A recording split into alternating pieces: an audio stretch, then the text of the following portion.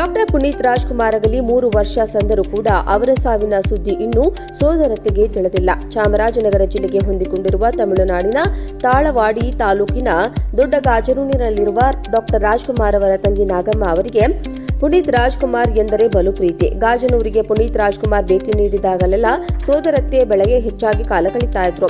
ಇದರಿಂದ ಅವರ ಪ್ರೀತಿ ಬಾಂಧವ್ಯಕ್ಕೆ ಕೊನೆಯಿಲ್ಲದಂತಾಗಿದೆ. ಡಾಕ್ಟರ್ ಪುನೀತ್ ರಾಜ್ಕುಮಾರ್ ಹೃದಯಾಘಾತದಿಂದ ಮೃತಪಟ್ಟಾಗ ಇಡೀ ಜಗತ್ತೇ ಅವರು ಅಕಾಲಿಕ ನಿಧನ ವಿಷಯ ತಿಳಿದು ಕಂಪನಿ ಮಿಡಿಯಿತು. ಆದರೆ ಪುನೀತ್ ರಾಜ್ಕುಮಾರ್ ಅವರ ಸೋದರತೆ ನಾಗಮ್ಮ ಅವರಿಗೆ ಇಂದಿಗೂ ಕೂಡ ಪುನೀತ್ ರಾಜ್ಕುಮಾರ್ ಅವರ ಸಾವಿನ ಸುದ್ದಿಯನ್ನ ಡಾಕ್ಟರ್ ರಾಜ್ ಕುಟುಂಬದವರು ತಿಳಿಸಿಲ್ಲ.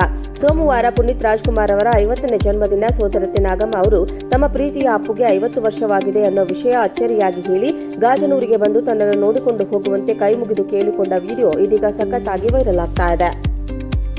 ಅಪ್ಪು 50 ವರ್ಷ ಅಪ್ಪ ಚೆನ್ನಾಗಿದೆಯಾ ಮನೆ? ನೀನು ಮಗು ಅನ್ಕೊಂಡಿದ್ದೀನಿ ನಾನು.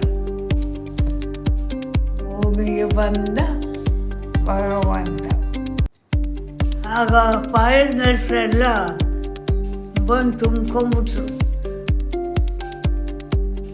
ಆ ಫೋಟೋಗಳು ತಗೊಂಡ್ರು, ಕಾಲು ನಮಸ್ಕಾರ ಮಾಡಿಕೊಂಡ್ರು.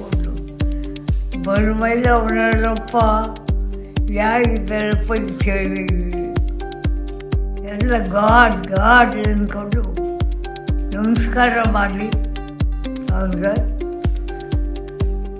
ಫೋಟೋ ತಗೊಂಡು ಎಷ್ಟು ತೆಗೆದ್ರು ಅಪ್ಪ. ಶೂಟಿಂಗೇ ಮಾಡಲಿಲ್ಲ ಅವತ್ತು.